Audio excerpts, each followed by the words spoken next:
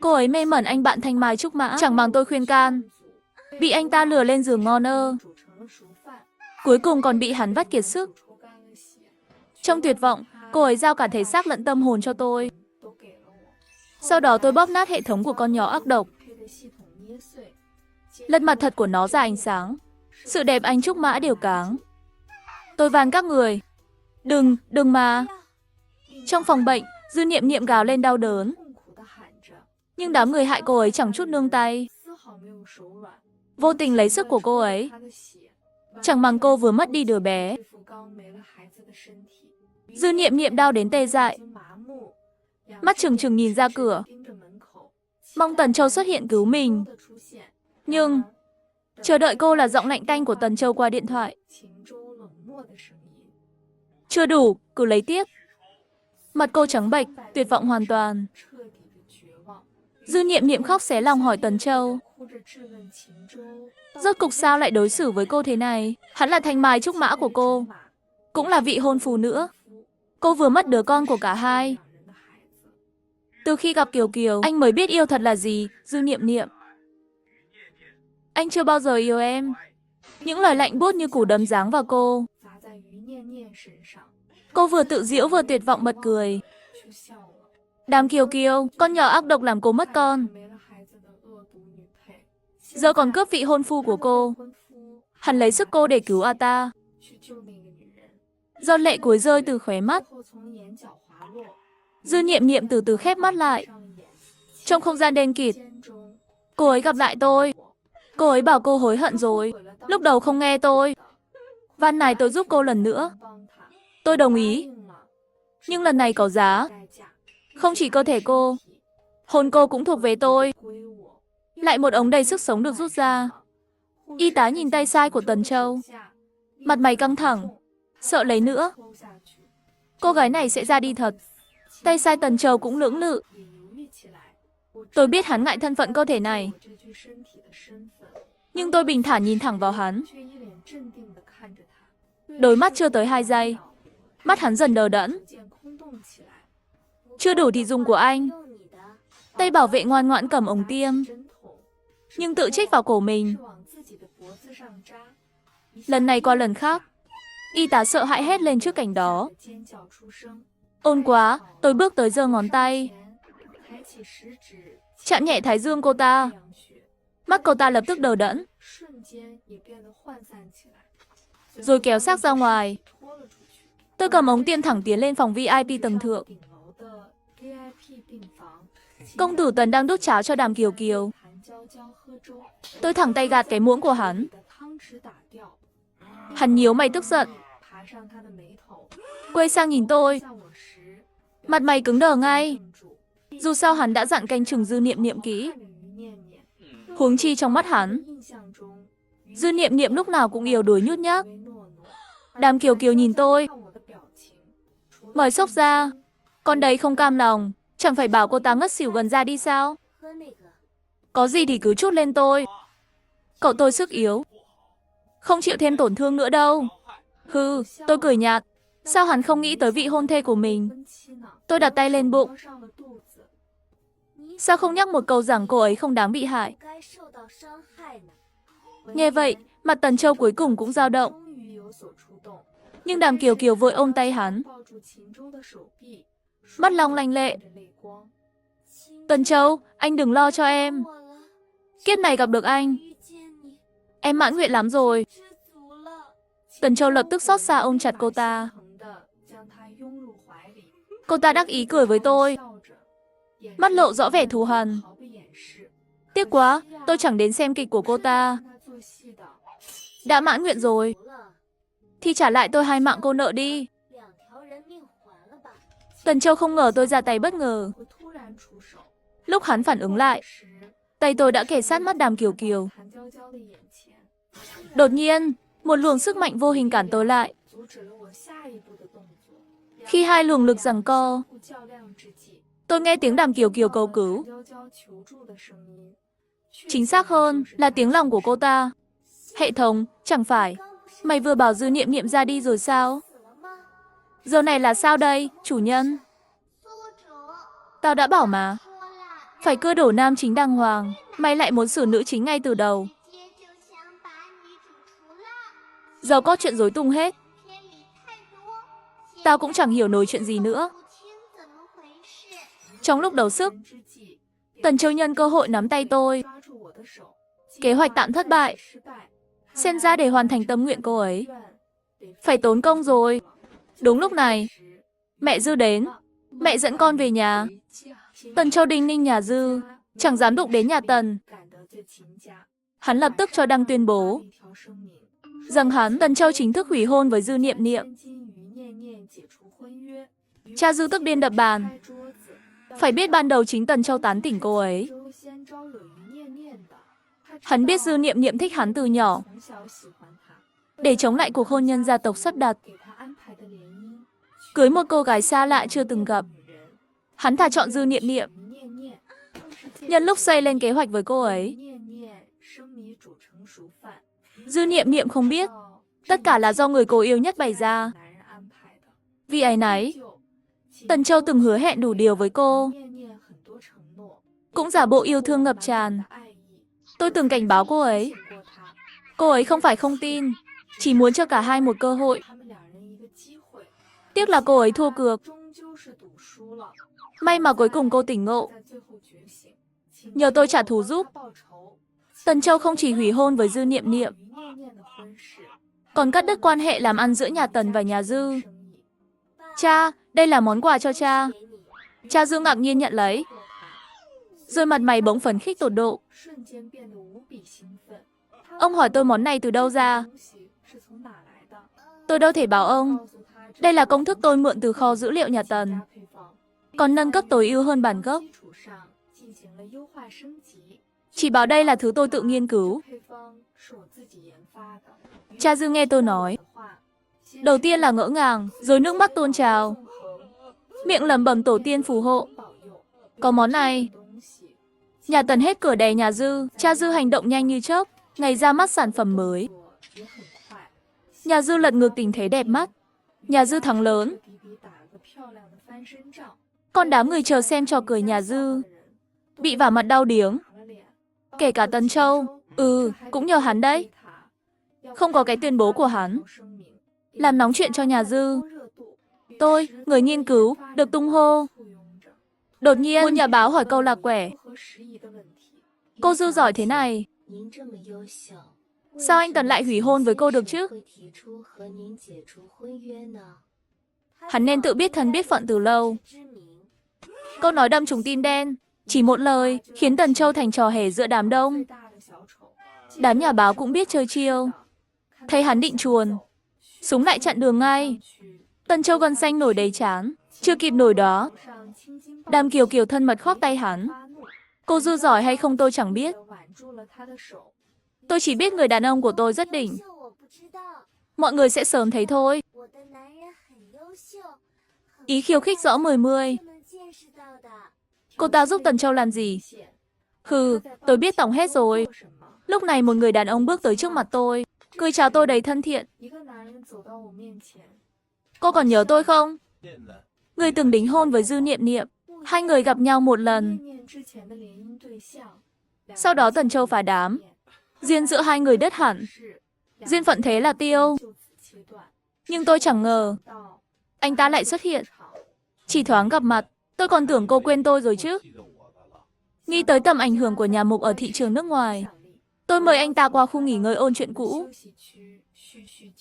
Xa xa, Đàm Kiều Kiều không chỉ dòm ngó tôi, mà còn săm soi cả Mục Nghiêm. Cô ta nhớ trong kịch bản chẳng có gã đàn ông này. Hệ thống, chuyện gì thế này? Theo kịch bản gốc, cô ấy lẽ ra không xuất hiện nữa mới phải. Nhưng chủ nhân à, cô đã cưa đổ nam chính rồi. Câu chuyện tự nhiên cũng phải xoắn theo thôi. Nghe hệ thống nói vậy, Đàm Kiều Kiều mới yên tâm chút. Cưa đồ hả? Hắn mừng hơi sớm thì có. Người đàn ông của cô ta đã chạy sang tôi rồi. Dư Niệm Niệm, tôi không cần cô nữa. Nể tình lớn lên cùng nhau. Tôi vẫn nhắc cô một câu. Đừng thấy đàn ông là lao tới dâng hiến. Tôi đứng bật dậy, tát thẳng tay một phát. Tần Châu bị cái tát của tôi làm cho ngơ ngác. Hắn nghiến răng ken két, đưa tay định đánh lại tôi. Chưa kịp chạm vào, Mục Nghiêm đã chắn trước mặt tôi. Anh Tần, giữa chốn đông người, muốn làm gì vị hôn thê của tôi? Tần Châu nhíu mày căng cứng, nhìn sang tôi, như chờ tôi xác nhận lời Mục Nghiêm. Nhưng mà tôi vẫn bình thản như nước, như ngầm thừa nhận lời anh ta. Hồi đó hôn sự giữa Dư Niệm Niệm và Mục Nghiêm đã gần như chốt xong. Nói Dư Niệm Niệm là vị hôn thê của anh ta cũng chẳng sai. Nhưng tôi không ngờ Mục Nghiêm vẫn xem Dư Niệm Niệm là vị hôn thê. Dù là vì lợi ích hay vì tình cảm, tôi chẳng muốn đào sâu thêm. Vị hôn phu, tối nay đừng quên qua nhà ăn cơm. Được. Tối đó Mục Nghiêm đến thăm nhà. Cha mẹ Dư cười tê chẳng giấu nổi.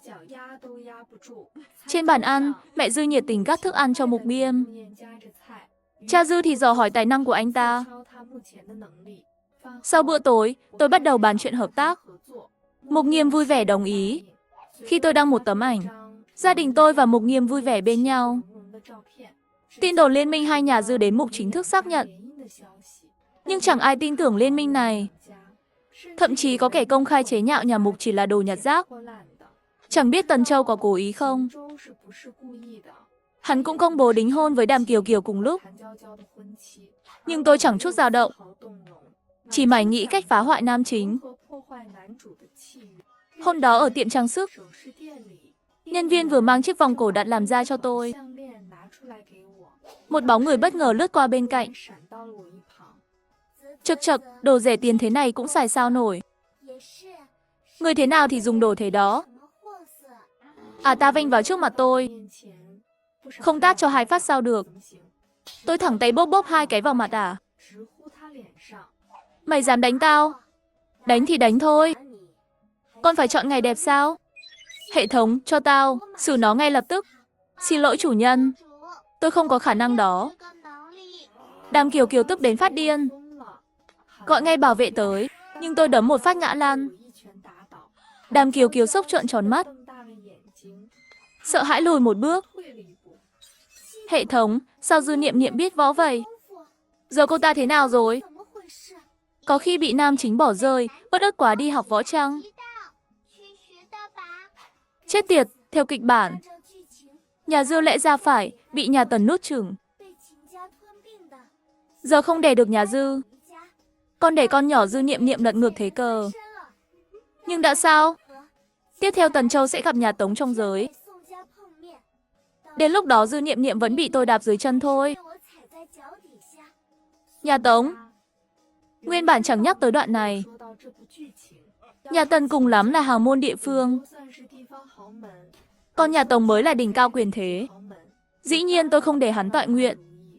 Nhanh chóng hẹn Mục Nghiêm, xách vali lên, bay thẳng tới thành phố khác.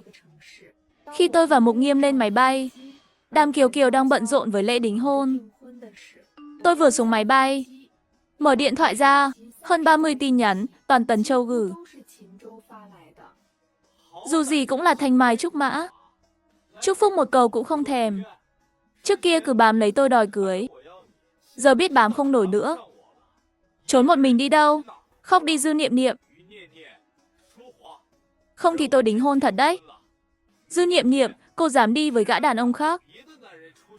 Cô ở đâu? Hừ, tôi nhíu mày. Nam chính này chắc bị khùng. Tôi thẳng tay lờ hết tin nhắn. Khi dẫn Mục Nghiêm tới cổng nhà Tống, tôi mới kể chuyện hợp tác với nhà Tống. Anh ta chẳng chút bực bội. Trên đường quản gia dẫn vào thư phòng. Anh ta vừa đi vừa lật nhanh tài liệu tôi chuẩn bị. Đi qua vườn hoa, một cô gái nở nụ cười rạng rỡ chạy tới. Cô bước lên chào. Cô ơi, nghe thiên kim nhà Tống gọi vậy. Mục Nghiêm ngạc nhiên nhíu mày. Mà tôi lại một tiếng. Cô ơi, trò chuyện với cháu chút. Yên tâm, cháu nói với cha rồi. Ông ấy sẽ đồng ý. Mục Nghiêm đành đi gặp chủ nhà Tống một mình. Wow, không phải thật đâu nhỉ? Cô thật sự thành người luôn rồi. Tạm thời thôi, không sao. Giúp được cô là tốt rồi. Chuyện nhanh chóng xong xuôi. Lúc rời đi, Tống Thanh Thanh còn luyến tiếc lắm. Níu tay tôi không buông. Đàm Kiều Kiều vừa xong lễ đính hôn, định bàn với Tần Châu về hợp tác nhà Tống. Nhưng từ hôm đính hôn tới giờ, thái độ Tần Châu với cô ta lạnh nhạt lạ thường. Thậm chí còn cáu kỉnh. Cô ta điên cuồng hỏi hệ thống chuyện gì xảy ra. Nhưng hệ thống cũng mù tịt. Đang tra nguyên nhân. Chưa kịp trả lời, cô ta đã thấy trên mạng ảnh tôi và Mục Nghiêm tình tứ ở sân bay. Bình luận bên dưới làm cô ta ghen phát điên. Tôi mới là nữ chính, bọn họ là cái thá gì. Cô ta vừa gào xong, lại thấy thêm một tin tức hiện lên, đánh thẳng vào mặt cô ta. Nhà Tống sao có thể? Mọi thứ cô ta tưởng nằm trong tay, giờ rơi hết vào tay nhà Mục. Chẳng mấy chốc, bao gia tộc ném cảnh ông Lưu cho nhà Mục. Thế lực mạnh tới mức đè bẹp cả nhà Tần. Thấy nhà Tần yếu thế dần, tôi nghĩ đã đến lúc tính sổ. Nhưng Tần Châu lại tự mò tới cửa. Dư Niệm Niệm, cô thật sự cưới anh ta hả? Hư. Tôi nhìn ánh mắt lạnh băng của gã đàn ông này, chỉ thấy toàn lợi ích. Câu này đâm thẳng làm Tần Châu đau điếng. Hắn lắc đầu không tin nổi. Vừa nói vừa kể, ngày xưa Dư Niệm Niệm bên hắn đẹp biết bao. Những ngày tháng ấy tuyệt vời thế nào. Nhưng trước khi Dư Niệm Niệm ra đi, hắn tự miệng bảo không yêu cô ấy cơ mà. Giờ mất rồi lại quay ra hối hận. Nhưng hối hận thì là thứ vô dụng nhất. Dư Niệm Niệm đã ra đi lâu rồi, bị anh xử lý ngay trong bệnh viện. Tần Châu nghe xong bật cười. Đúng là hắn chẳng tin. Còn định động tay với tôi. Tay hắn vừa giơ lên, Đàm Kiều Kiều bất ngờ xuất hiện phía sau, một phát chặn ngay trước mặt Tần Châu. Cha, chỉ chậm tí nữa là tay hắn toi luôn. Tần Châu nhìn Đàm Kiều Kiều phá đám, đẩy mạnh cô ta ra. Chỉ là đính hôn thôi. Cô đã đến rồi thì hủy hôn luôn đi. Đàm Kiều Kiều chẳng ngờ tới Tần Châu lại hủy hôn với mình. Không ngờ hắn vô tình tới vậy. Đều tại mày, cái bóng ma Dư Niệm Niệm. Đúng thế, tôi chính là bóng ma không tan. Nhưng Đàm Kiều Kiều này, ai hại tôi ra đi, cô không tự biết sao? Đàm Kiều Kiều trợn mắt kinh hoàng, mặt thoáng qua chút hoảng loạn. Lần này chưa kịp hỏi hệ thống, nó đã lên tiếng trước. Chủ nhân, có gì đó rất sai sai. Tôi đi tra rồi, vụ nhà Tống chính là Dư Niệm Niệm đứng sau.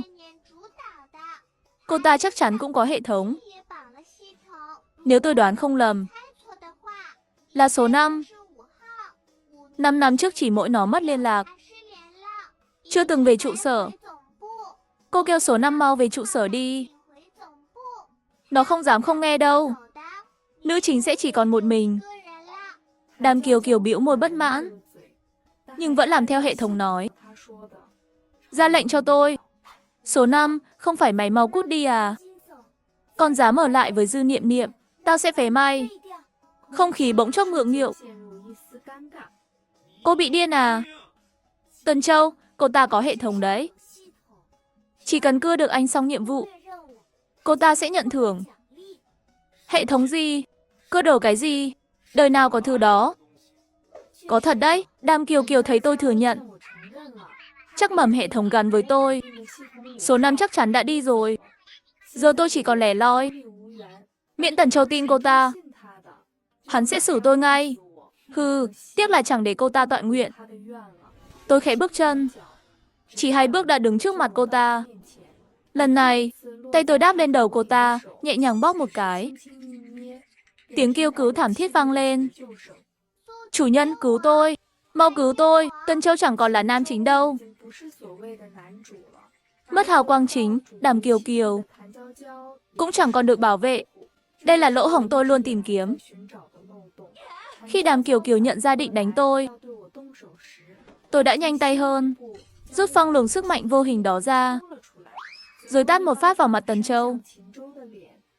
Đưa ký ức hệ thống về chủ nhân cho hắn xem. Tần Châu này, Coi chừng ai mới là kẻ cưa anh thật sự. Đàm Kiều Kiều hoảng loạn. Cô ta đã cảm nhận được, hệ thống bám theo mình bỗng biến mất. Còn Tần Châu, vốn luôn điềm tĩnh, giờ điên loạn gào vào không khí. Dừng lại cho tôi. Đàm Kiều Kiều đồ khốn. Ô, hắn thấy rồi. Cảnh Đàm Kiều Kiều lái xe tông Dư Niệm Niệm. Đứa con của Dư Niệm Niệm mất.